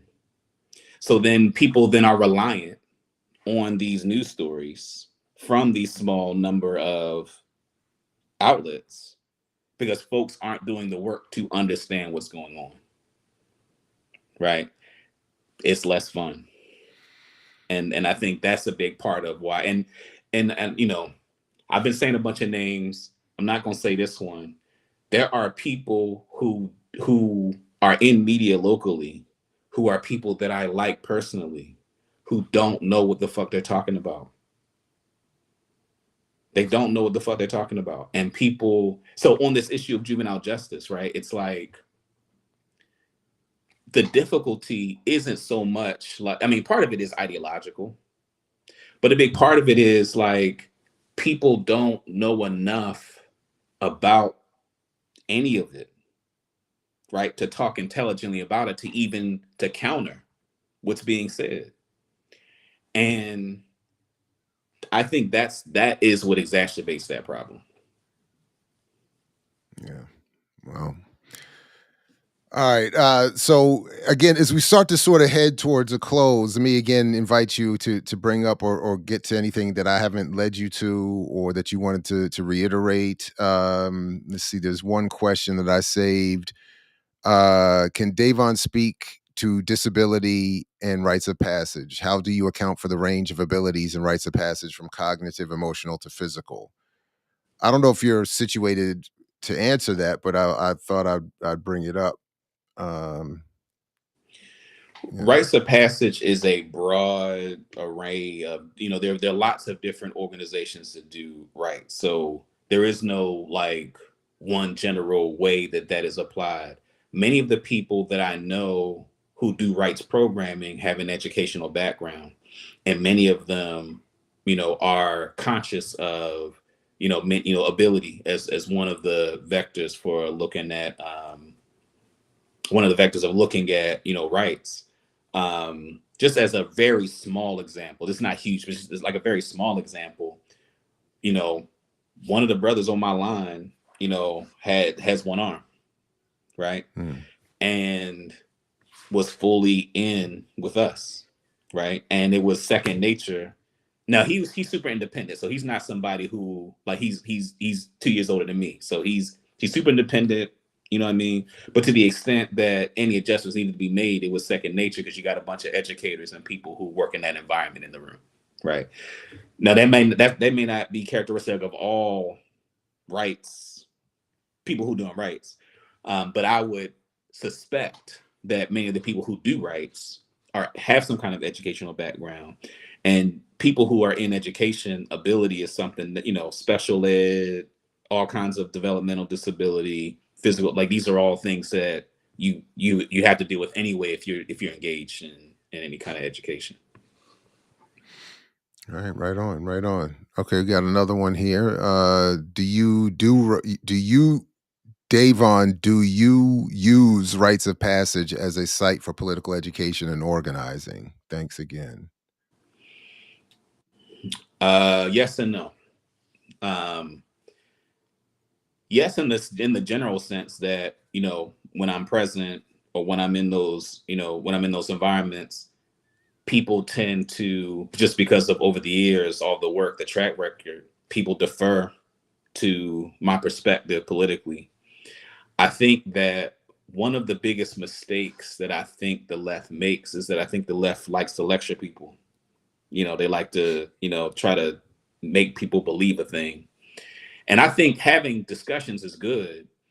I think that for me, the best organizing is to do the things and then have discussions about the work you're doing. And I just have found that to be a much more effective way at political education. I just feel like I see a lot of people get turned off. So I'm very intentional in certain contexts, to not be super preachy, to not be super doctrinaire. Start with stuff that, again, people can see and observe, and then go further. Anyone who's read my stuff or sees some of the conversations I've had on a variety of platforms, like I feel pretty confident that my politics are clear. So it's not like one of those things where, like, I'm trying to not say imperialism. You know what I mean? It's one of those things where it's like, if I'm at a PTA meeting, let's talk about swings. Let's talk about after school programs, and then we can get to some of the politics once we've built enough community where people want to know what you have to say. And again, I'm grateful that that's the experience I have now, where people are like, "Oh, okay, Dave, I see you for years. What you think about, you know?" No, right on. I think all of that makes sense, and definitely encourage folks to tap in to the extent that they have not. Please do check out the work of Dayvon and his comrades at Leaders of a Beautiful Struggle. And Yeah, man. No, it's always good to rap with you, man. And I'm glad you Likewise. reached out, and anytime. I'm down to have you come through. And we encourage folks to check out both the programs you drop on this platform and also the LBS channel itself. And again, all of those can be found through the link to the work in the show description. And yeah, no, it's great. Um, Anything else before I let you go or we wrap up? Yeah, LBSbaltimore.com.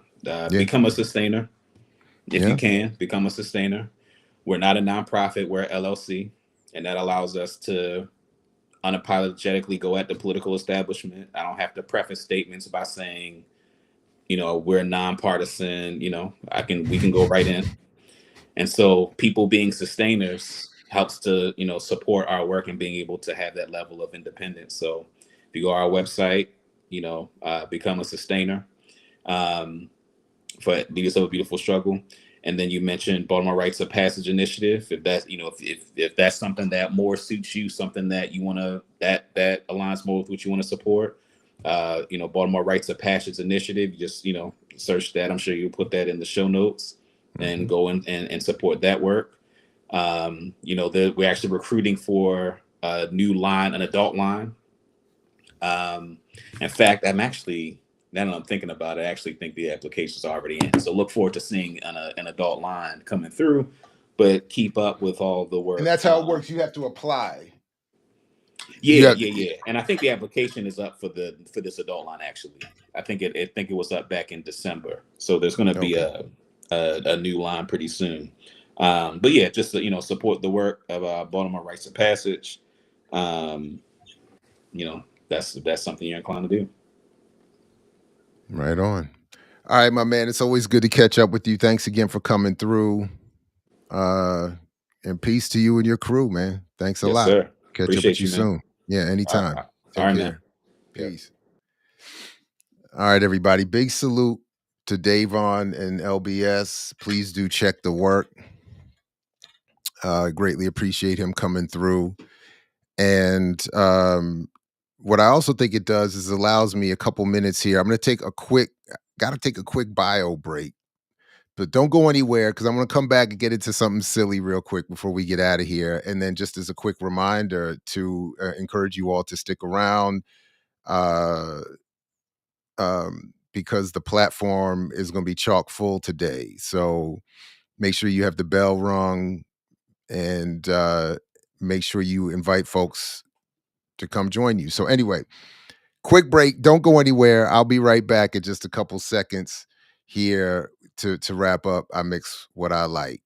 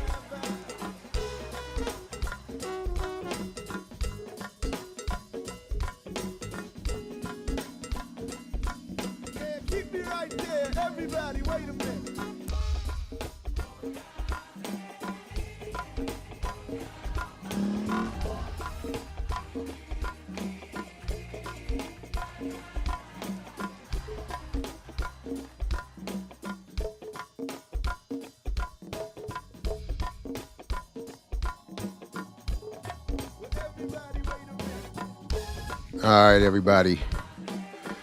Thank you for that. Thanks for sticking around.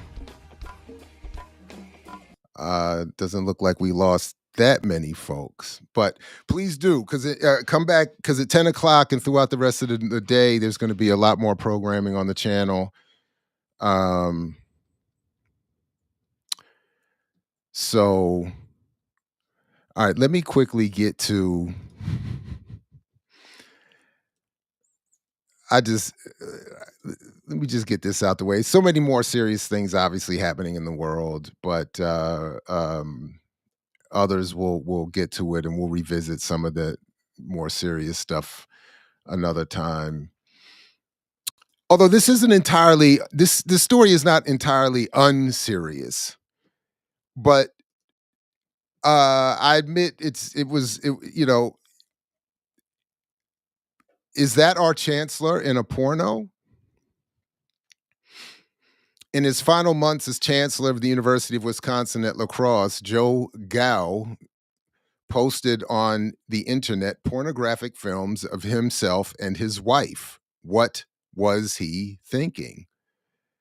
And that is Joe Gao at his home in La Crosse, Wisconsin, the former chancellor, uh, who who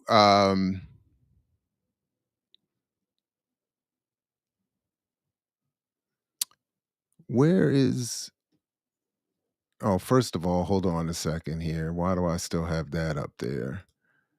Uh let's get this down. There we go. So, and I'll put the story, the link to the show description, but because this is actually a follow-up, because this actually happened a couple of years ago, the initial reveal of his involvement. But this is in an interview that he did that I listened to very recently as a follow-up, because the latest is the initial story was that he posted these videos in late 2023, a couple days after Christmas. The University of Wisconsin's Board of Regents fired Dr. Gao as chancellor of the La Crosse campus because it was revealed that he had posted pornographic videos of himself and his wife, and he was fired for that. The latest is that they are trying to get rid of his tenure and keep him out of the classroom. So it was one thing to take his administrative role, but it's another to, I think, go after his tenure and so on the one hand, why should you, whatever we may feel about the act, why should someone's career be negatively impacted and why should they not be allowed to teach? I don't even know that they should be forced to step down from this position if they weren't, because again, just quickly, he was not showing it to his students. He was not engaged with the university in any way with this. His wife, who was also an academic, it was everything was, and in fact, as this story goes into, they were very professional. They hired staff and crew and other performers. It was he even talks about it being more work than people realize, and it was something that became a passion project for him and his wife. He said it helped his relationship, their sex life, and he didn't bring it into the classroom. He was not discussing it. He was not teaching it, anything like that. And then as you see in this part here, he raises this question: how much of your life does your employer really own? Because and that's been really interesting issue in this whole episode. I think that on the whole, the chancellor's side, yeah, they have some latitude over what you do, but as a tenured faculty member, wow, I don't think any employer should have anything to do with what a person does on their own time on the internet. So, and I agree. I you know and the notion that it was damaging to the university doesn't hold up, because the enrollment, I just got the numbers, went up this year in the biggest first year class of the history of the university. So the scandal, which really the regents and the system president, they were the ones that made it a scandal. I mean, it would have resolved this I mean, we could have resolved this more quietly, but they wanted everyone to know, hey, we're firing this guy because he's made pornography with his wife and put it on the internet. That hasn't damaged the reputation of the university at all. I don't see any evidence of that. And to his point, and I know this is a major concern to administrators. If you have is student enrollment. If you're not losing students, it's a win. And if you have the largest enrollment in the history of your university, it's a straight up win. They should consider it as promotions. Yeah, that was really the rest of it actually. Yeah. So I just thought that was fascinating. On the one hand, that a faculty member and his wife would do this, but that the university, and I agree with him. I don't think he should have lost any of his position, but certainly not a tenured faculty position for that. And I think it says a lot about where things are. And I think the other point that I thought that he raised there that I thought was powerful is that this is the institution that made it an issue. They're the ones that promoted they even did more to tell people what was happening by creating this high profile firing. So it they thought they were going to get some points by showing their conservative nature and their not being, I think this is what they were doing, captured by the so-called left, and it backfired.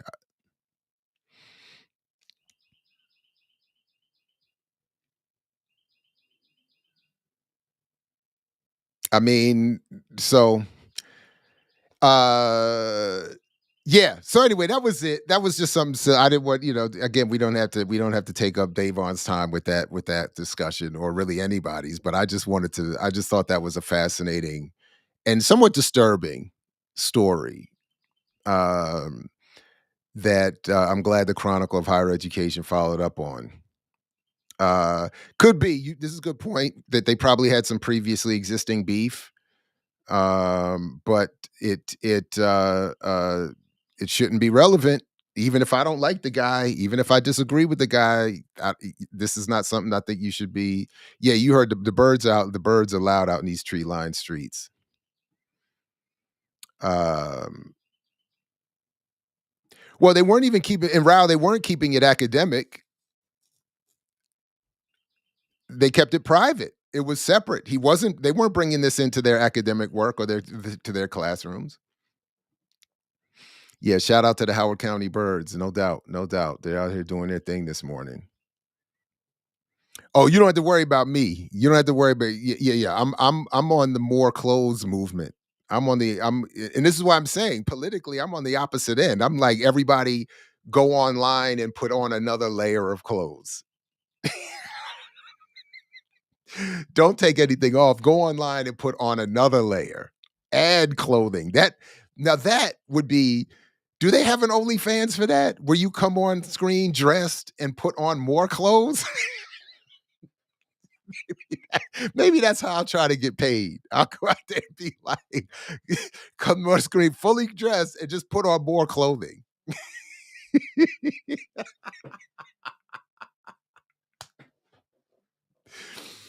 That's what I'm talking about. No, I know it was a joke. I'm just adding to the joke. I'm definitely keeping my clothes on. I'm adding clothes. Put on another layer. All right. And speaking of other layers, there's more layers to the programming this morning and today on Black Liberation Media. So please do like, share, subscribe, support the Patreon. No more content is coming. If you have, again, it's no harm, no foul. If this is the amount of Doc Jab that you are comfortable with, all good. If you think you could tolerate a scotch more, you can check out my channel in the show description. But otherwise, I'll be back certainly Saturdays with Renee. Where if I don't know if Renee is still in the chat, we just got a request to review that Dyson Brianna Joy Gray video. So maybe we'll get into some of that. I don't know. But otherwise, but definitely make sure that you have the bell rung here and that you're following everything here and that you will. We do need to get some merch. and enjoy a full day of end of the year programming here on the platform. You know, if they were younger, would that have been an issue? And what if they were younger and just sort of objectively fine?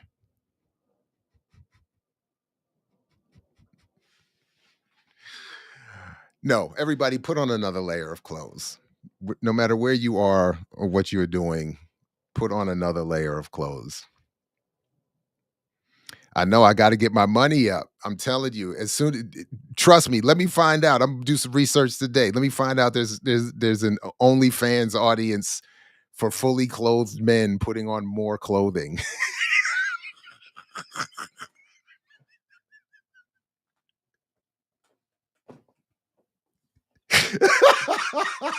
That is legit funny to me. Like, yeah, that is absolutely my show.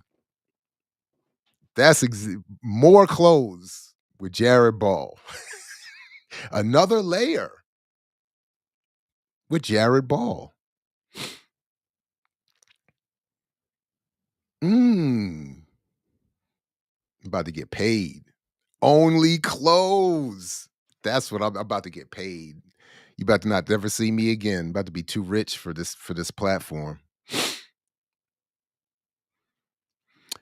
Yeah, the remix is what's taking a break this week. I think I'm not sure what other programs are doing, to be honest with you.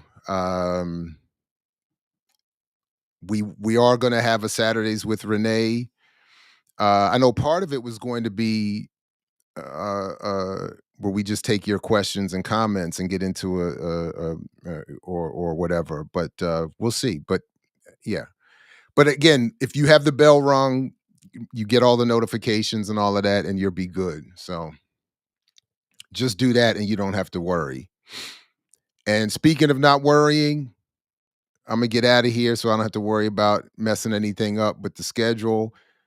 Again, as always, peace, everybody. Only if you're willing to fight for it, as Fred Hampton used to say. And we'll catch you next time right here at I Mix What I Like, What I Like, What I Like, What I Like, What I Like.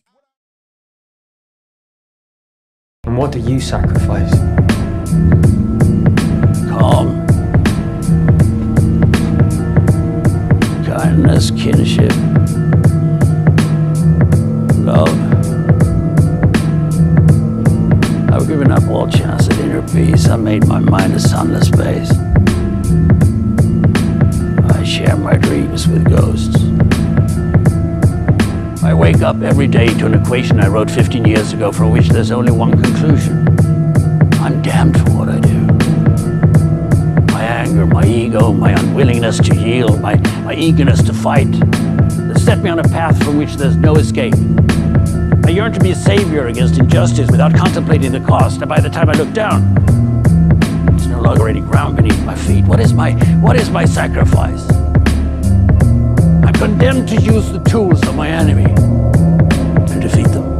I burn my decency for someone else's future. I burn my life to make a sunrise that I know I'll never see. Now, the ego that started this fight will never have a mirror or an audience or the light of gratitude.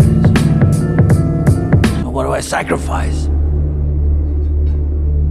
Everything, everything, everything, everything, everything. I mix what I like, what I like, what I like, what I like, what I like.